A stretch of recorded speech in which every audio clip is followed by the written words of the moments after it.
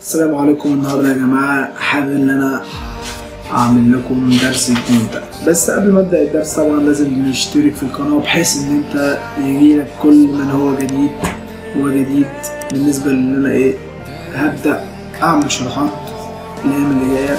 بحب اشارك الناس، بحب ان انا افيد الناس، يعني اللي ربنا بيقدرنا عليه وبكون فاضي مثلا. حبيت ان انا اعمل لكم الفيديو ده. قبل ما نبدأ بإذن الله كده هتعمل سبسكرايب على الصفحة عندي. تمام، نبدأ بسم الله. طبعا صفحتي على اليوتيوب وهنا البيج بتاعتي. حابب تعمل كومنت او لايك، خش على الدرس على طول. دي طبعا الصورة اللي هنعمل عليها البي اس دي. يا جماعة انا دلوقتي هدية مني ليكم. تمام، ده البي اس دي طبعا لسه هنعدل عليه لان هو في حاجات طبعا مش ماشية مع الصورة، فهنبدأ بقى بسم الله كده نعدل بقى عليها. دي كلها، ده كله البي اس دي. تمام، ده بي اس دي كلاسيك فوكس 1. تمام، كل ايقونة من هنا كده ليها صلة بالصورة وليها ليها ان هي تقدر تغير منها الصورة. يعني لو عملت ده لغيته كده هتلاقي حاجة اتشالت من الصورة. يعني اي حاجة بتعملها، اي رقم بتزوده او بتنقصه له علاقة، يعني مش ان انت تلعب وتجري كده وخلاص. اي علاقة انت بتعملها، اي حاجة انت بتعملها لازم يكون ليها علاقة بالصورة. يعني ما تقولش لخبط دي ممكن تيجي معايا. لا، هي ممكن تيجي معاك مرة في مليون، بس لما تكون فاهم انت بتعمل ايه طبعا ده هيبقى حاجة كويسة بالنسبة ليك، ان انت مش هتتعب ومش هتجرب كتير. فانا حابب ان انا اي حاجة بعملها لازم اكون حافظها عشان خاطر ما ارجعش انساها او ان انا اعملها تاني وما اعرفش اعملها مرة تانية. هنبدأ بقى ان احنا نظبط طبعا الافكت ده على الصورة. طبعا الافكت ده هتلاقوه تحت الفيديو عشان تقدر ان انت تعدل عليه بقى على اي صورة عادي. انا كده برضو ممكن ارفع لكم الصورة دي بحيث ان انتوا تشتغلوا عليها. قشطة، نبدأ بقى ان احنا نظبط الافكت ده على الصورة دي. نبدأ بسم الله كده نظبط الالوان بتاعت الصورة. طبعا دي كلها الالوان اللي في الصورة. هنشوف بقى اللي عمل الحوار ده كله، ونبدأ بقى نظبطها واحدة واحدة.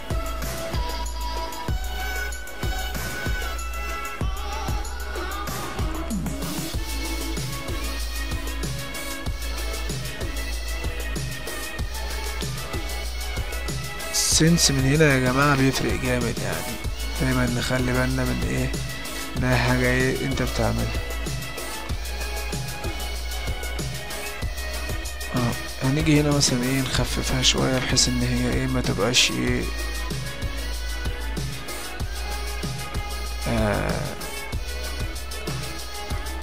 مبينة الرجل كده ان هي سودا جامد. وهنيجي هنا كده برضه نفتح الصورة سنة بسيطة. ونيجي بقى هنا احنا طبعا عايزين الافكت ده يكون احمر كده محمر.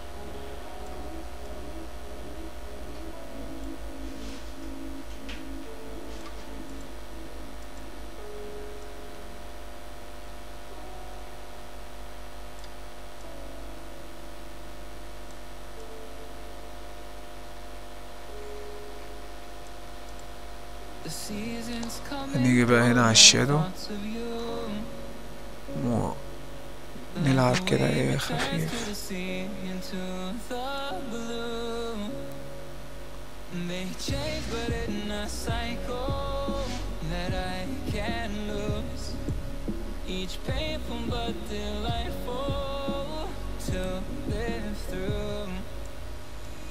You came into my life شايفين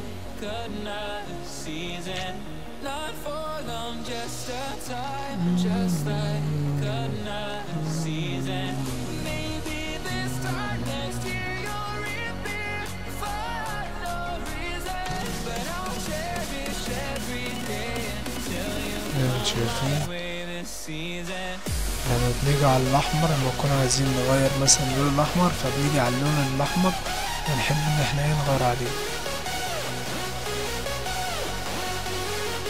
انا ممكن مثلا اخلي دي كده وشي اي لون بينك اي لون انت عايز تعمله. انا بصراحة يعني مش عايز ان انا اعمل لكم حاجة اوفر قوي.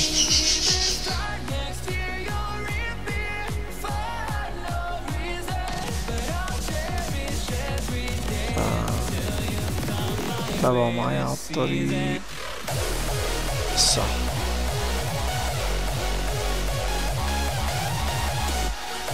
طبعا انا بعدل عليه مرة واحدة مثلا او مثلا ان انا ممكن ما استعملوش خالص. يعني لو واحد مننا لازم يكون معاه افكتات لان مش كل الافكتات بتمشي على كل الصور. كل صورة بيبقى لها افكت خاص بيها.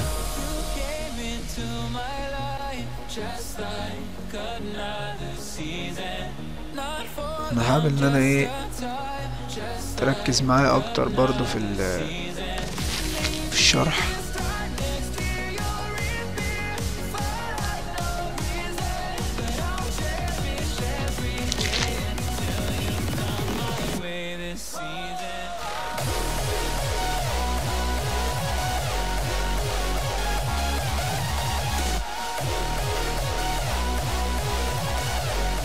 الناس بتحب الشغل الغامق، انت لو بتحب الشغل الغامق يعني هتيجي عادي تغمق من هنا كده.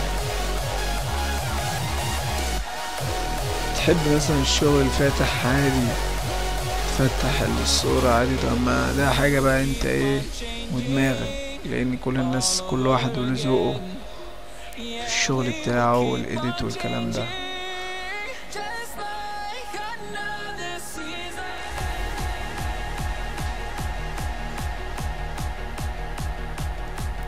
طبعا دي لما عملناها فرقت برضه معانا كتير.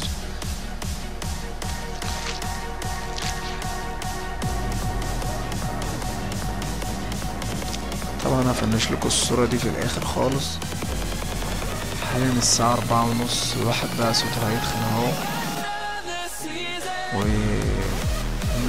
والنوم هيحضر.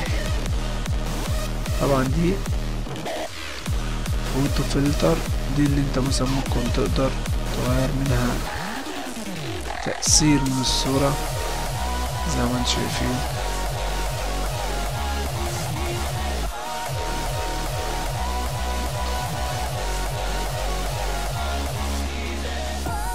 خليها مثلا كده. حابب بقى تكتر منها، حابب تقلل انت ودماغك برضو. احنا هخليها مثلا 37. ودي بقى اللي هي اللي بتدي اللون جامد، يعني بتفتح اللون جامد او تغمقه زي ما تحب. يعني انت مثلا ممكن عايز اللون كده يبقى فاقع بتزودها، عايز يبقى متوسط بتخليه في المتوسط كده برضو على حسب دماغك برضو، لان كل واحد مرتاح على الحاجة اللي هو حاببها. عايز تشغله وتشغله مش عايزه تقفله فعادي ممكن يدي معانا تأثير بسيط. نشوف بس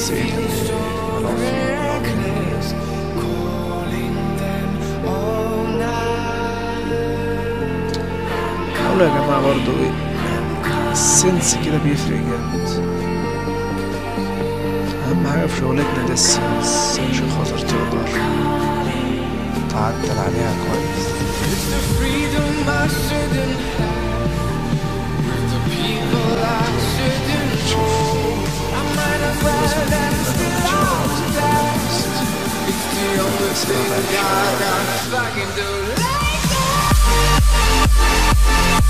بس يا جماعة وبكده يبقى احنا خلصنا الإفكت. هنيجي بقى ان احنا نظبط الإفكت ده على الصورة.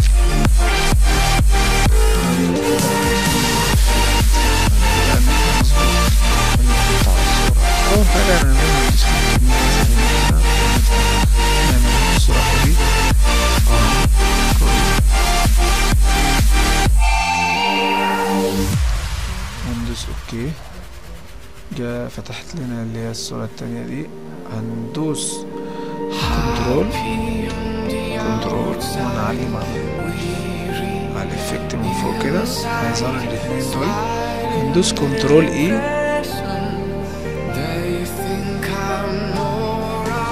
تمام يا جماعة، كده احنا ايه عملنا الحوار ده، بحيث ان لو جهازنا ضعيف فاقدر امسح الوش اللي على الصورة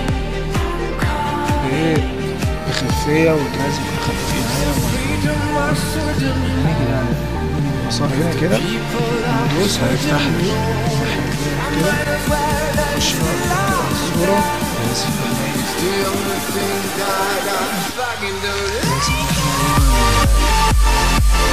نقدر نركز وما نريحش حاجة غير اللي احنا عايزينه. نيجي على المسار هنا كده، ونخليها 50 ماشي.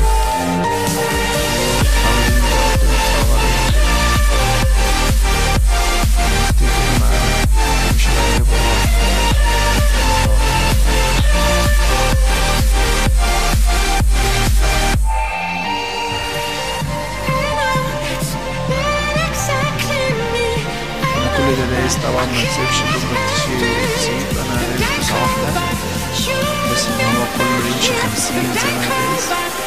واكتب بقى ان انا خلاص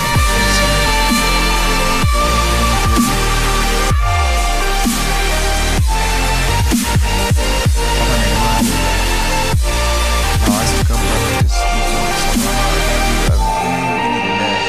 يبقى العربي دي والدال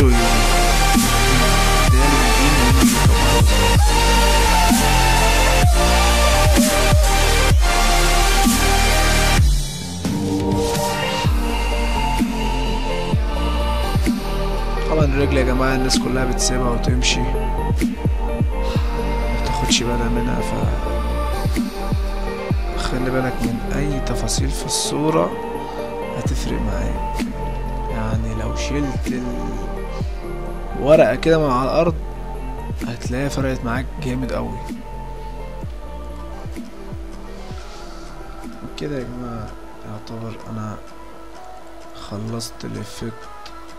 هبتدي بس ان انا اظبط الالوان بتاع الوش طبعا من على الكاميرا رو، او حاجة تانية طبعا معاك مليون حاجة تقدر ان انت تغير منها الالوان. هبتدي ان انا مثلا ايه دلوقتي اسيف بقى، خلاص سيفنا. نيجي بقى على الكاميرا رو، نبدأ بقى نظبط كده في الوش كده شوية حاجات كده، اللون بتاعه. نيجي مثلا على المسار هنا كده ونفتح فيه كده شوية.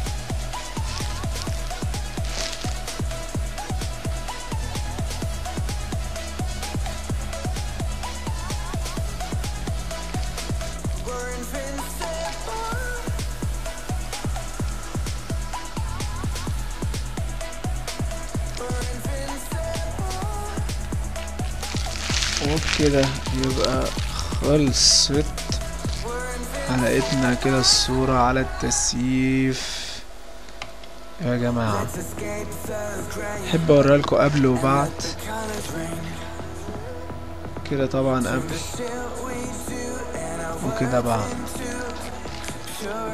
لو عجبك الفيديو ما تنساش تعمل سبسكرايب على القناة بتاعتي كلاسيك فوكس، ولو حبيت اي حاجة اي استفسار سيبولنا كومنت تحت، وفعل زر الجرس بحيث ان هو يجيلك كل شيء من هو جديد. اهم حاجة الجرس يا جماعة، عشان اسامة صاحبي بيحب الجرس اوي. شكرا لكم يا جماعة، وان شاء الله انتظروني في الدرس الجديد. هشرح عن الصورة ديت وهيبقى مختلفة خالص. ولو حد محتاج افكت، طبعا انا الافكت ده هحطه فري، ولو حابب اي افكتات تانية انا عندي افكتات كتير. وطبعا هعمل سعر خاص لكل الناس اللي مشتركة عندي في القناة. السعر هيكون مفاجأة، بدل من 150 هيكون سعره 50. طبعا عندي اكتر من 50 افكت كلهم للشغل بتاعنا والشغل بتاع الويدنج وكل حاجة. طبعا يا جماعة الافكتات دي كلها من عمل ايدي، ومش هتلاقوها في اي مكان تاني، لان الحاجة دي بتبقى خاصة بالواحد فقط. شكرا لكم وشكرا لوقتكم.